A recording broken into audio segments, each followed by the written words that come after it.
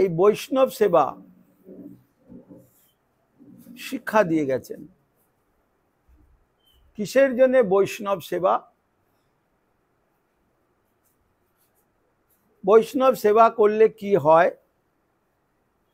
বৈষ্ণবেরা গৃহস্থ বা আশ্রমেই যেখানেই যান না কেন, তাদের কর্তব্য কি এবং গৃহস্থ ব্যক্তির কর্তব্য কি, এটিও আমাদের জানা প্রয়োজন। মহাপ্রভু যখন সন্ন্যাস গ্রহণ করলেন, 24 বৎসর 11 মাস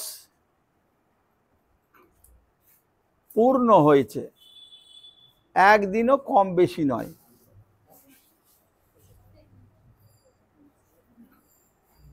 সন্ন্যাস গ্রহণ করে বৃন্দাবন যাওয়ার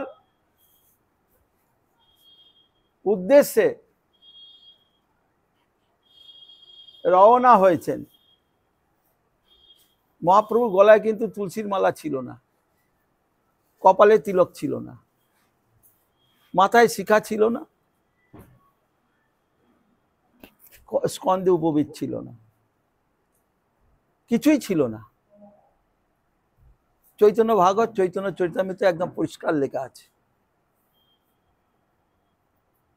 সবাই কিন্তু তাকে বৈষ্ণব বলছেন, সবাই বৈষ্ণব বলছেন। তার লক্ষণে যশ যদ লক্ষণং প্রক্তং পুংস বঞ্জাবি বর্ণকম যদ অন্যত্র তত্ত্বনেব বিনির্দিশে।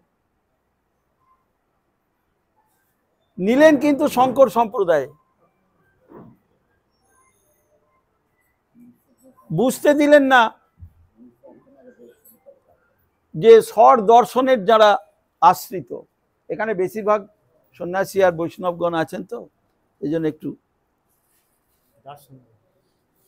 6টা দর্শন শাস্ত্র বিশ্বের মানুষকে তাদের প্রকৃত যে সত্য বা স্বরূপ সেটি উপলব্ধি করাতে হবে।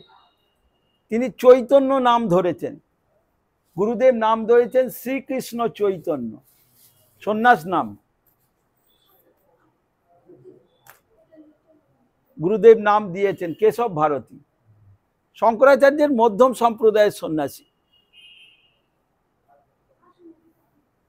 সরস্বতী শ্রেষ্ঠ, মধ্যম ভারতী আর পুরী কনিষ্ঠ, 10 জনের মধ্যে এই 3 জনকে সন্ন্যাস দেবার আদেশ করেছিলেন শঙ্করাচার্য। তার মধ্যে থেকে আবার ভারতীর দণ্ডটা কেড়ে নিয়েছিলেন। অনেক কাকুতি বিনয় করার পরে তাকে অর্ধদণ্ড দিয়েছিলেন, তাইতে তিনি অনুমতি পেয়েছিলেন সন্ন্যাস দেবার। সেই হিসেবে সন্ন্যাস দিয়ে যাচ্ছিলেন। সন্ন্যাস গ্রহণ করে কিন্তু পরিবর্তন হয়ে গেলেন। এতাং স্বাস্থায় পরাত্মনিষ্ঠাম অধ্যাসিতাং পূর্বতময়ী মহদ্বি অং তরিষ্যামি দুরন্ত পারং তমো মুকুন্দ্রাঙ্গী নিষেবৈব। প্রভুকে সাধু এই ভিক্ষুর বচন মুকুন্দ সেবন ব্রত কইল নিরূপণ। মুকুন্দ সেবায় হয় সংসার তারণ, পরাত্ম নিষ্ঠামাত্র বেশ ধারণ। এইরকম ভাবে প্রেমে পূর্ণিত হয়ে চলেছেন। কেশব ভারতীয় সঙ্গ নিচ্ছেন, শঙ্করাচার্য সম্প্রদায়ের হলেও, নিরাকার নির্বিশেষ নিষ্ক্রিয় ব্রহ্মের উপাসক হলেও ঐশী শক্তির প্রভাবে চৈতন্য দেবের তিনি তাঁর সঙ্গে আসছেন। জানেন, বোঝেন, শোনেন, কিন্তু এতদিন করেননি। আজ চৈতন্য দেবের কৃপায় তিনি পরিবর্তন হয়ে গেলেন। ব্রাহ্মণ কুলে জন্মগ্রহণ করেছিলেন এই কেশব ভারতী, 2 ভাই। তার মধ্যে ইনি ওখানে এই সন্ন্যাস গ্রহণ করে এইখানে শিষ্য করছেন। 5 জন সঙ্গে ছিলেন, 2 জন চলে গেলেন। আছেন নিত্যানন্দ প্রভু, মুকুন্দ দত্ত, চন্দ্রশেখর আচার্য মেসমশাই। চন্দ্রশেখর বৈদ্য নয় কিন্তু। বৃন্দাবন যাবেন ঠিক করেছেন, নিত্যানন্দ প্রভু বলছেন যে না না না, মনে ঠিক করেছেন, বৈষ্ণব সেবা করাতে হবে। চৈতন্যের চৈতন্যটা প্রকাশ করাতে হবে, অচৈতন্য হয়ে আছে জীব। সেই জন্য এত বলি চলে প্রভু প্রেমোন্মাদের চিহ্ন, দিক বিদিক জ্ঞান নাই কিবা রাত্রি দিন। নিত্যানন্দ, আচার্যরত্ন, মুকুন্দ দত্ত তিনজন প্রভু পাচে পাচে তিনি করেন গমন। আর তিনি হরিনাম করতে করতে যাচ্ছেন, নিয়েছেন কিন্তু ব্রহ্মের অং ব্রহ্মাস্মি তত্ত্বমসি সর্বং খলিদং ব্রহ্ম প্রজ্ঞানং ব্রহ্ম, কিন্তু ওসব নেই মুখে, ওসব নেই মুখে এইটা। এখন প্রভুকে দেখে এইরকম ভাবে চৈতন্য মহাপ্রভুকে, মহাপ্রভু তিনি, আর দুজন প্রভু, নিত্যানন্দ প্রভু আর অদ্বৈত প্রভু, এই তিন প্রভুর মধ্যে ইনি মহাপ্রভু, এটাও বিচার করতে হবে। তিনজনের চরণে তুলসী দেয়া যাবে, আর পঞ্চতত্ত্বের দুজনের চরণে তুলসী দেয়া যাবে না। নাভির উপর থেকে দিতে পারেন যেখানে খুশি, নাভির নিম্ন জায়গাটাই হলো অবৈধ, অশৌচ, অবৈদিক। এখন যদিও তারা ভক্ততত্ত্ব, তা হলেও কিন্তু তত্ত্ব দেখাচ্ছে, সিদ্ধান্ত দিচ্ছে, তুলসীকে যেখানে সেখানে স্থাপন করা, প্রয়োগ করা যাবে না। নিত্যানন্দ প্রভু তাকে সংক্ষেপে বলে যাচ্ছে, সব বৈষ্ণবগণ আছে, কারণ আমাদের দেরি হয়ে গেছে আর সবাই হচ্ছে, পদ ভুলিয়ে এখন নিয়ে যাবেন শান্তিপুরে। তখন মহাপ্রভু হরিনাম করতে করতে যাচ্ছেন, গোপ বালকগণও হরিনাম করছেন। এমন ভাবাবেশ মহাপ্রভুর, তিনি ভাবছেন যে আমি স্থাবর জঙ্গম দেখে না দেখে তার মূর্তি সর্বত্র স্ফুরেতে ইষ্টদেব মূর্তি। এইরকম ভাবে হতে হতে তখন বুঝতে পারলেন যে ইনি আর বিধিমার্গে তিনি বিচরণ করছেন না। নিত্যানন্দ প্রভু অবধূত, যে এই বৈষ্ণব সেবার একটা সুযোগ পাওয়া যাচ্ছে, নিয়ে যাই বলে তখন চন্দ্রশেখর আচার্যের কয়ে, নিত্যানন্দ গোসাই শীঘ্র চলো, তুমি অদ্বৈত আচার্যের ঠাই প্রভু লয়ে যাব আমি তাহারও মন্দিরে, সাবধানে নৌকা লইয়া যেন তাকে তীরে, তবে তুমি নবদ্বীপে করিও গমন, শচী সহ লইয়া এসো যত ভক্তগণ। তারে বিদায় দিয়া নিত্যানন্দ মহাশয় মহাপ্রভুর সম্মুখে আসি দিল পরিচয়। প্রভু কয়ে, শ্রীপাদ তোমার কোথায় গমন? মহাপ্রভু ভাবাবেশে বল। নিত্যানন্দ কয়ে, তোমার সঙ্গে আমি যাব বৃন্দাবন। প্রভু কয়ে, কত দূরে আছে বৃন্দাবন? তেহ করো, ওই করো যমুনা দর্শন। উকিলদের মতো কথা। আমার হাতে পয়সা নেই ভাই, পকেটে কিন্তু নোট ভর্তি, 500 টাকার 100 টাকার নোট ভর্তি আছে, আমার হাতে পয়সা নেই, আমি সত্যি কথা বলছি, হাতে পয়সা নেই, আপনাকে কি দেব? তো এখন তোমার সঙ্গে যাব বৃন্দাবন। কত দূরে আছে বৃন্দাবন? ওই করো যমুনা দর্শন। যমুনা দেখা যাচ্ছে ওই যে দূরে। এত বলে আনিল তারে গঙ্গা সন্নিধানে, আবেশ হইল প্রভুর গঙ্গারে যমুনা জ্ঞানে, অভাগ্য যমুনার পাইল দর্শন, এত বলি যমুনার করেন স্তবন। চিদানন্দ ভানো সদানন্দ শুনো, পরাপ্রেম দাত্রী দেব ব্রহ্ম গাত্রী, অজ্ঞানাং লবিত্রী, জগৎক্ষেম দাত্রী পবিত্র কি অন্য ব্যবস্কুর মৃত্যুপত্রী। এত বলি যমুনা ভাবি করিল গঙ্গা স্নান, এক বস্ত্র নাহি দ্বিতীয় বস্ত্র পরিধান। হেনকালে অদ্বৈত আচার্য নৌকায় চড়িয়া শান্তিপুর হইতে আইল, হ্যাঁ, নতুন বহির্বাস কৌপিন লইয়া। মহাপ্রভু গৃহস্থ ছিলেন তো, সেই জন্য তাকে বস্ত্র দান করছেন। সন্ন্যাসীকে বস্ত্র দান করলে এটা একটা স্বীকৃতি লাভ হয়, সংসার থেকে মুক্তি হয়, এই সমস্ত তিনি আমার কাছে। এখন হেনকালে অদ্বৈত আচার্য নৌকায় চড়িয়া, একটা নৌকো রিজার্ভ করে নিয়েছে, আইলো নতুন কৌপিন। আচার্য আগে আসি প্রভু পদে নমস্করি, আচার্য দেখি প্রভু কহে মনে সংশয় করি, তুমি তো অদ্বৈত আচার্য মশাই, এতে কেন আইলা? আমি বৃন্দাবনে, তুমি কি জানিলা? আমি বৃন্দাবনে এসেছি, তুমি কেমন জানলে? আমি তো তোমাকে জানাইনি। জানা এবার আমি নিত্যানন্দকে বলেছিলাম এই পঞ্চজন ঠাঁই করিবে বিদিত, সন্ন্যাস আমার তোমরা জানিও নিশ্চিত। ইন্দ্রাণী নামে কাটোয়া নামেতে গ্রাম, সেটাই আছে কেশব ভারতী ভগবান, তথায় আমার সন্ন্যাস সুনিশ্চিত। হ্যাঁ, তো এইরকম করে তিনি বলেছিলেন। মাঘ মাসের সংক্রমণ দিবসে অবশ্য চলিব আমি করিতে সন্ন্যাস। তো এইরকম ভাবে আচার্যকে তুমি যাহা সেই বৃন্দাবন, আমার বৃন্দাবনে গিয়ে কি দরকার?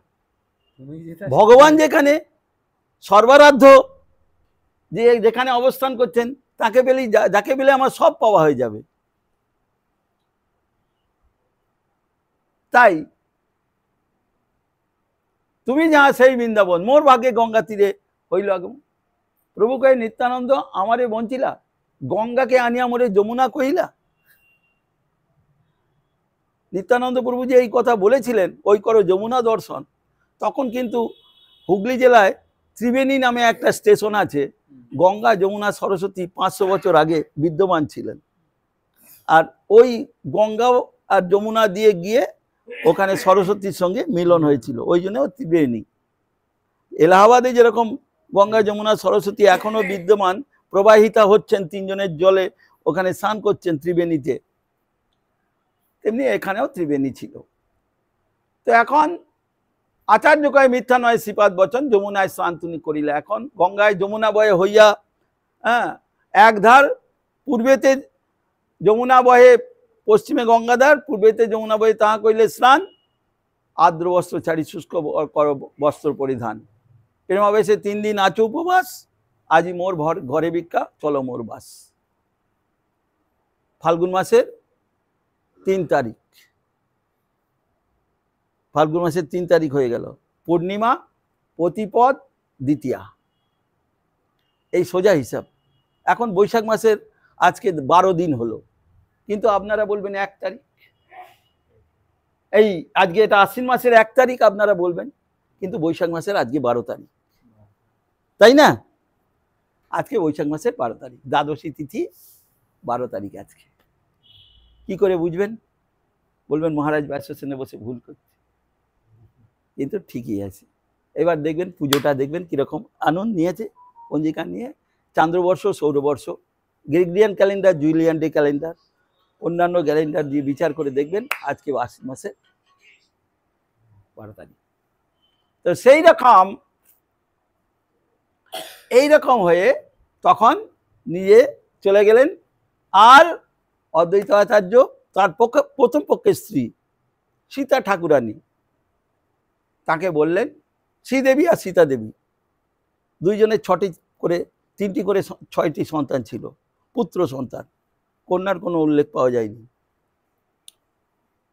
তার মধ্যে স্বীকার করেছিলেন কাকে কাকে, সেটা অদ্বৈত আচার্য বলে দিয়েছেন।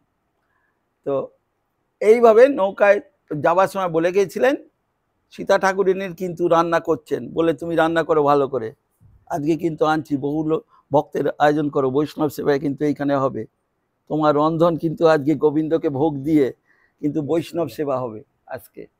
এই বলে নিয়ে গেলেন। নিয়ে গিয়ে এখন অনেক কষ্টে দৈন্য করে নৌকোয় রিজার্ভ করে নিত্যানন্দ প্রভু আর মহাপ্রভু মুকুন্দ দত্ত আর তারপরে ভক্তগণ এইটা নিয়ে একেবারে শান্তিপুরে এসে উপস্থিত হলেন। শান্তিপুরে এসে তারপরে প্রথমে পাক করিয়াছেন আচার্যানী, আচার্য নিবেদন কইল, হ্যাঁ, ঠাকুরকে নিবেদন কইল আচার্য আপনি। 3 ঠাই ভোগ বাড়াইল যত্ন করে, কৃষ্ণের ভোগ বাড়াইল ধাতুপত্র পরি, 3 শুভ্রপীঠ তার উপরি বসন, এই রূপে সাক্ষাৎ কৃষ্ণে করালো ভোজন। আরতির কালে 2 প্রভু বলাইল, নিত্যানন্দ প্রভুকে আর মহাপ্রভুকে। সবে আসি প্রভু সঙ্গে আরতি দর্শন করিল, আরতি দেখিয়া কইল ঠাকুরের শয়ন, আচার্য আসি তবে প্রভুরে কইল নিবেদন। গৃহের ভিতর প্রভু গৃহের ভিতর প্রভু করুণ গমন, এত বলি 2 ভাই গেল করিতে ভোজন। এখন প্রভু কয়ে আচার্যকে বৈশ দিয়ে পিঁড়ের ওপরে, এখন এত বলি হাসে ধরি বসাইল দুহারে। কোন স্থানে বসিব, আনো 2 পাত, অল্প করিয়া আনো তাতে অন্ন ব্যঞ্জন ভাত, এই বলে বসিয়ে দিয়ে 32 আঠিয়া কলার আঙটিয়া পাতে এই সমস্ত মহাপ্রভুকে ভোজন করাচ্ছেন।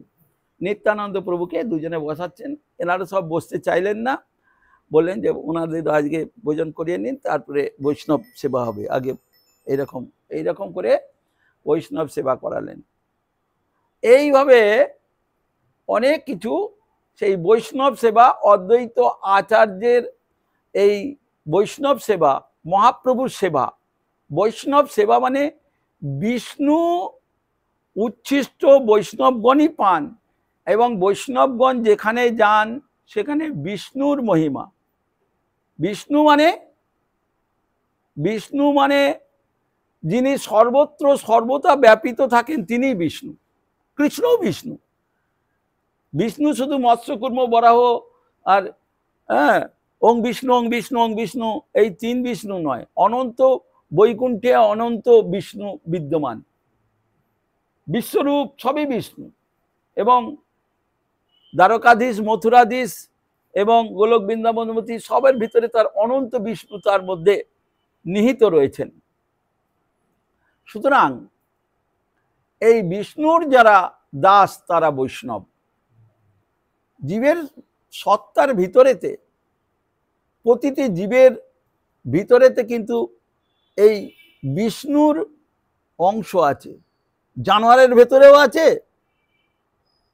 গরু ছাগল আর কীট পতঙ্গ লতা গুল্ম সবার ভিতরে সেই অংশটা কিন্তু আছে। বালাগ্র শতভাগ শতধা কল্পিত ছিল, এটা সবার ভিতরে আছে, কিন্তু সেটা নিহিত আছে, লুকায়িত আছে। বীজের ভিতরে কি আছে?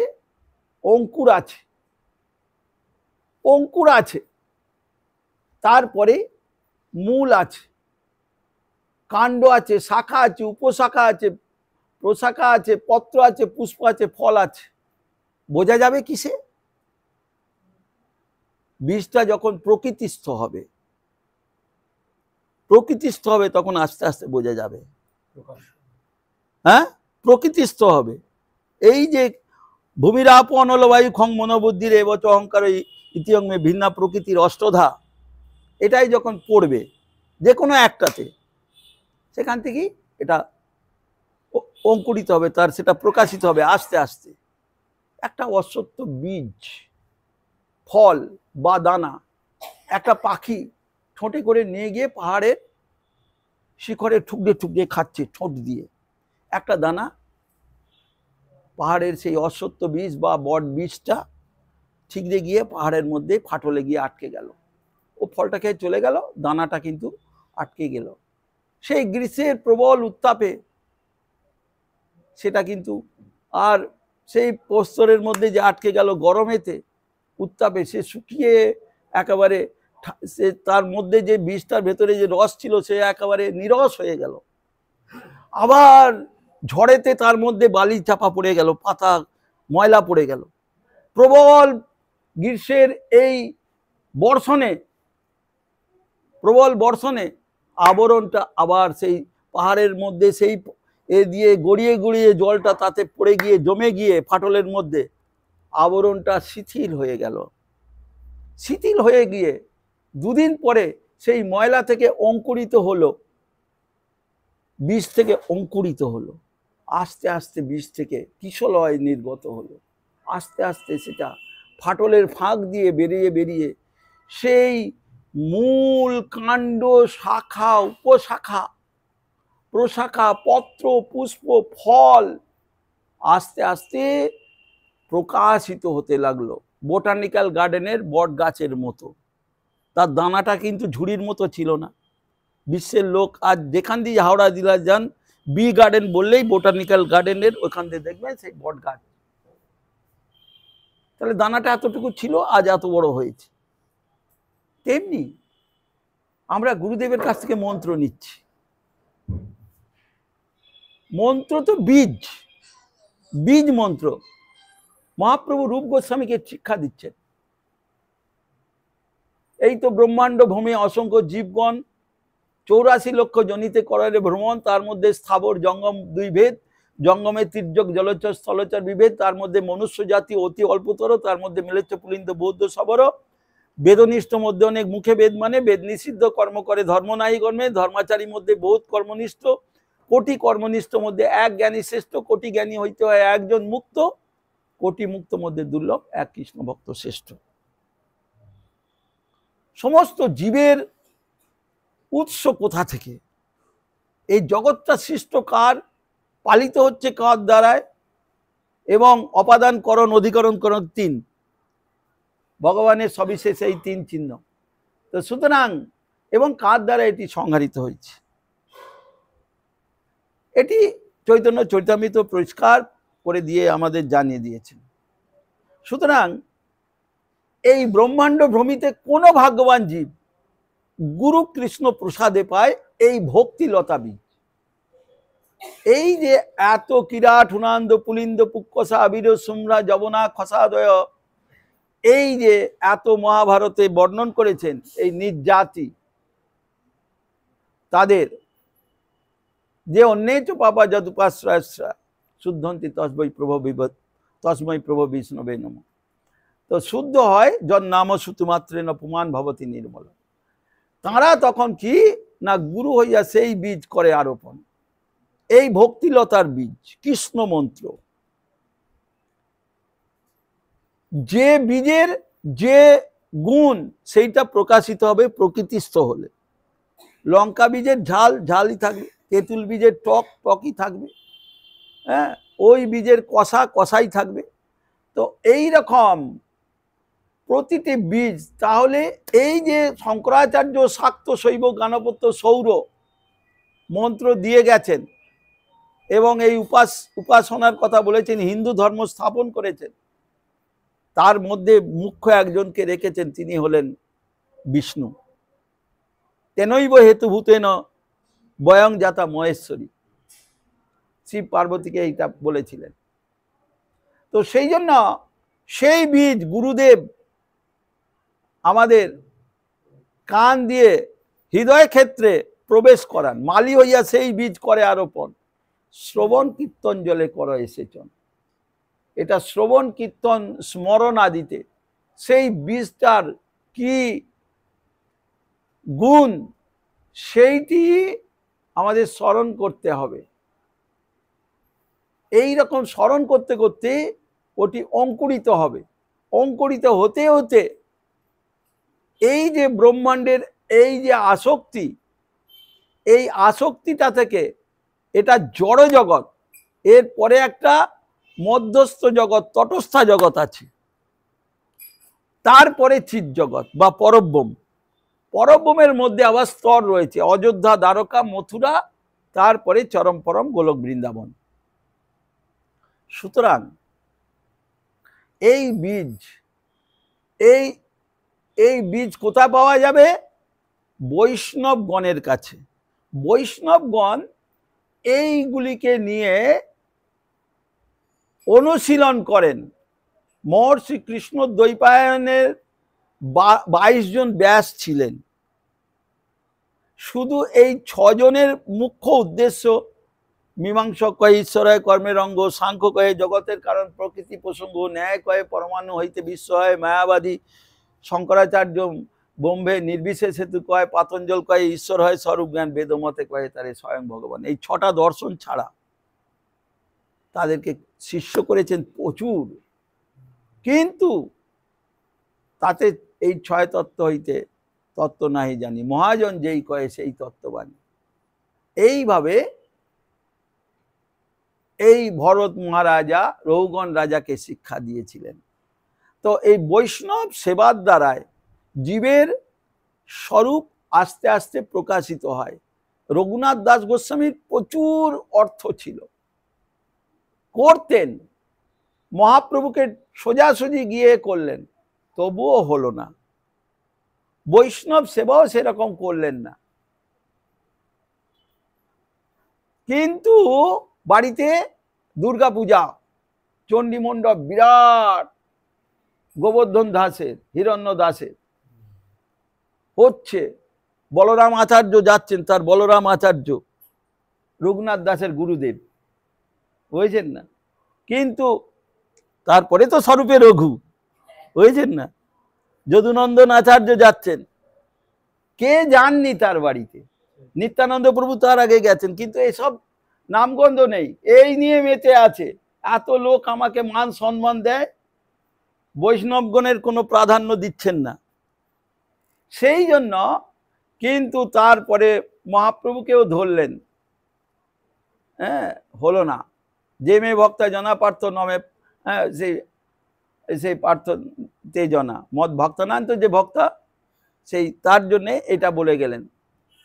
তো সুতরাং এই তখন বললেন যে এই যখন নিত্যানন্দ প্রভু পানিহাটিতে গেলেন, তার চরণে যখন এ করলেন, তখন এই রঘুনাথ আসছেন, এই রকম করে করে বৈষ্ণব সেবা করালেন। রূপ সনাতন যখন শুনলেন মহাপ্রভুর যে 6 বছর গমনাগমন, তখনও কিন্তু শোনার সঙ্গে সঙ্গেই চৈতন্য উদিত হলো যে না, দুর্লভ জীবনে সুদুর্লভ এই যে তত্ত্ববস্তুকে, সুদুর্লভ সম্পদকে আমাকে সংরক্ষণ এবং আস্বাদন করতে হবে। এটি ভারতবর্ষে হিন্দুকুলে বৈষ্ণব চরণ আশ্রয় করে সদাচার সম্পন্ন হয়ে জীবনটাকে অতিবাহিত করতে হবে। শুধু আমি দীক্ষা নিয়ে নিলাম, যাচ্ছে তাই খাবো, যাচ্ছে তাই পরবো, যাচ্ছে তাই আচার আচরণ করব, গুরু আমাকে উদ্ধার করবেন, গুরুর কথা আমি বলেছি বলে আর আমি দৈনিক, সাপ্তাহিক, মাসিক, বাৎসরিক উৎসবে টাকা দিচ্ছি বলেই আমি এ হব, শুধু তাইতে হবে না। নিজেকেও কিছু সদাচার সম্পন্ন হয়ে শ্রবণ কীর্তন স্মরণেতে অভিষিক্ত হতে হবে, এই রকমভাবে। তবে সেইখানে তাড়াতাড়ি হবে। জানতে হবে আমাদের দুর্লভ জীবন, সময় কিন্তু কম। আরও আয়ুর হরতি বৈ পুংসাম উদ্যম অস্তন্ত জন্য তস্বরিতে যৎক্ষণিত উত্তম শ্লোক বার্তা। তাই রঘুনাথ এই রূপ সনাতন সঙ্গে সঙ্গে মহাপ্রভুর দর্শনেতেই ব্যাস সিদ্ধান্ত নিয়ে নিলেন প্রধানমন্ত্রীর পদ ভালো নয়। রাজনৈতিক, সাংবাদিক, ওকালতি, গণিকাবৃত্তির চেয়ে অত্যন্ত নিকৃষ্ট। বিচার করে নিয়ে কি করে এটা ছাড়বেন? সৈয়দ আলাউদ্দিন হোসেন শাহ তাকে ছাড়াবেন না প্রধানমন্ত্রীর পদ থেকে। রূপ গোস্বামী অর্থমন্ত্রী, পদ ছাড়াচ্ছেন না। রাজকোষে কত গুন্ডামি করে উড়িষ্যা থেকে দেব মন্দির ভেঙে, জাজপুরের কত মন্দির ভেঙেছে, কত ঠাকুর ভেঙে দিয়েছে, কত ঠাকুরের গয়না চুরি করে তাদের পূজারীকে মেরে কেটে আমার রাজকোষ পূর্ণ করেছে সৈয়দ আলাউদ্দিন হোসেন শাহ। তার রূপ গোস্বামীর কাছে হিসেব, সনাতন গোস্বামীর কাছে হিসেব না, এই পদে আর থাকবো না, ব্যাস সিদ্ধান্ত নিলেন। কৃষ্ণ মন্ত্রে করাইল পুরস্চরণ, মহাপ্রভুর কাছে গেলেন, মহাপ্রভু বললেন, রাত্রিতে গেলেন, মহাপ্রভু কৃপা করলেন, তোমার দুহাত দেখিতে মোর ইহা আগমন, এই মোর মনের কথা কেউ নাই জানে, সবে বলে কেন আইলা রামকেলি গ্রামে, ভালো হইলো আইলা দুই, ভালো হইলো দুই ভাই আইলা মোর স্থানে, ঘরে যাও ভয়ে কিছু না ভাবিও মনে, জন্মে জন্মে তুমি দুই কিঙ্কর আমার, অচিরাতে কৃষ্ণ তোমায় করিবে উদ্ধার। এত বলি দুই হস্ত দিল দুহার মাথে, দুই ভাই প্রভু পদ নিল প্রভু মাথে, হ্যাঁ, দুই ভাই প্রভু পদ নিল নিজ মাথে। ব্যাস চলে গেলেন। রূপ সনাতন রহিল এইরকম ভাবে নিজ গ্রামে। তখন কি করলেন? ত্রিসন্ধ্যা বৈষ্ণব সেবা। অর্থ আছে, রূপ গোসাই তবে নৌকায় ভরিয়া আপনার ঘরে আইলা বহু ধন লইয়া, অর্ধ ধন দিলা তার বৈষ্ণব ব্রাহ্মণে। নৌকোয় ভরে বেওয়ারিশ টাকা, কালো টাকা, ব্ল্যাক মানি নিয়ে চলে এলেন, বৈষ্ণব সেবা করবেন। অর্ধ ধন দিলা তার বৈষ্ণব ব্রাহ্মণে, এক চৌটি ধন দিলা কুটুম্ব ভরণে, দণ্ডভঙ্গ লাগি চৌটি সঞ্চয় রাখিলা। হুসেন শাহ ফেরো শাহ, যখন খুশি আমাকে জেলে ঢুকিয়ে দিতে হবে, যা খুশি করতে পারে। আমি ও মেরে কেটে খুন করে দিয়ে সব শেষ করে বেরিয়ে যাচ্ছে টাকা দিয়ে। জগৎটা কার? জগৎটা কার? জগৎটা কার? জগৎটা কার? টাকা দিয়ে খুন করে সঙ্গ করে বেরিয়ে চলে যাচ্ছে, কিছু করবে না, দিয়ে দেবো আমি। যত টাকা লাগে কি করবে, কেস চালিয়ে যাক, আমার রাজনীতির পয়সা, আমার সঙ্গে ও পারবে কোথায়, ওকে শেষ করে দেবো, ওর বংশকে শেষ করে দেবো, তবু আমার চলবে। রাজনৈতিক, সাংবাদিক, ওকালতি, গণিকা বৃত্তিতে নিষ্কৃষ্ট জেনে ছেড়ে দিলেন রূপ সনাতন। ত্রিসন্ধ্যা বৈষ্ণব সেবা, ত্রিসন্ধ্যা ভাগবত পাঠ, ত্রিসন্ধ্যা বৈষ্ণব যজ্ঞ, ত্রিসন্ধ্যা অর্চন, ত্রিসন্ধ্যা এইরকম সংকীর্তন চালাও, এইরকম ভাবে চলছে। এইরকম সবই মনো এইরকম পদারবিন্দু বচাংশে বৈকুণ্ঠ গুণানুবর্ণনে করৌ হরির মন্দির মার্জনে আদি সুশ্রুতিঞ্চকার অচ্যুত সৎকথোদয় মুকুন্দ লিঙ্গালয় দর্শনের দিশ তদ্বৃত্ত পাত্র পরশে অঙ্গ সঙ্গমম ঘ্রাণঞ্চ তৎপাদ সরোজ সৌরভে শ্রীমৎতুলস্য রসনাং তদর্পিতে পাদৌ হরের ক্ষেত্র পদাবি সর্পণে শির হিসিকত পদাবি বন্ধনে কামঞ্চ দাসে নত কাম্য কামায় যতোত্তম শত্রু জনাশ্রয়। জীবনটাকে একবারে সমর্পণ করে দিলেন। কি ছিলেন, কি পরিবর্তন হয়ে গেলেন। চৈতন্য যখন চৈতন্য প্রদান করলেন, ব্যাস সব শেষ হয়ে গেল। তার জন্য জেল খাটলেন, জেল খেটেও হরিভজন করবেন। সনাতন গোস্বামী বুঝেছেন, রূপ গোস্বামী বুঝেছেন, যত বিপদ হোক, যত গঞ্জনা হোক, যত আপদ আসুক, যা কিছু, হরিভজন। আমি ভারতবর্ষে জন্মগ্রহণ করেছি, পৃথিবীর ঠাকুর বাড়ি আমাদের এই ভারতবর্ষ। এমন দেশটি কোথাও খুঁজে পাবে না কো তুমি, সকল দেশের ঠাকুর বাড়ি আমার ভারত ভূমি। সুতরাং এখানে একটা পৃথিবীর যত নদী আছে, ইংল্যান্ডের টেমস, রাশিয়ার ভোলগা, আমেরিকার মিসিসিপি, জার্মানির রাইন, চীনের ইয়াংসি কিয়াং, ব্রাজিলের আমাজন, মিশরের নীলনদ, ভারতবর্ষে গঙ্গার সঙ্গে সমান বলে দাবি করতে পারবে? যমুনার সঙ্গে দাবি করতে পারবে? ত্রিবেণীর সঙ্গে দাবি করতে পারবে? তাদের দেশের নরনারীগণ সেই সব নদ নদীতে অবগাহন করে ধন্যাতি ধন্যা মনে করতে পারেন বটে, কোনোদিন সমান বলে, শ্রেষ্ঠা বলে দাবি করা আসমান জমিন ফারাক। তেমনি পৃথিবীতেও ধর্মকর্ম সবাই করে, ভারতবর্ষের মতো এইরকম সেই ধর্মের মধ্যে এই বৈষ্ণব ধর্ম, সনাতন ধর্ম, নিত্য ধর্ম, সাত্তত ধর্ম, জৈব ধর্ম, এটির যদি সুযোগ পাওয়া যায়, এটিকে ছাড়া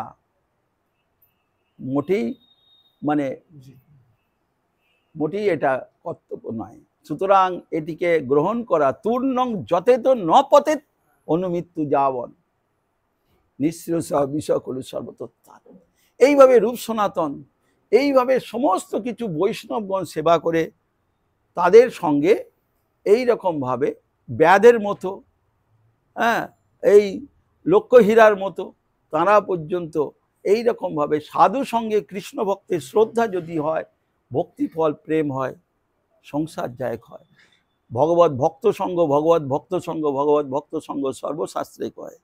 সাধু সঙ্গ, সাধু মানে শতাং সাধুনাং ভগবত ভক্তানাং। শ্রীধর স্বামী ব্যাখ্যা দিচ্ছেন ভাগবতের কপিল দেবের কথায়।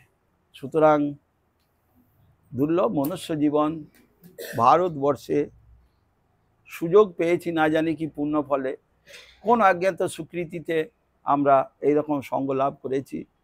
এটিকে আমরা যদি আস্তে আস্তে শ্রবণ কীর্তন স্মরণ করে যদি জীবনটাকে অতিবাহিত করতে পারি, তো এটি অক্ষয় ফল। ভগবান বলেছেন এই রকমভাবে, অন্য সর্বধর্মান পরিত্যজ্য মাম একং শরণং ব্রজ।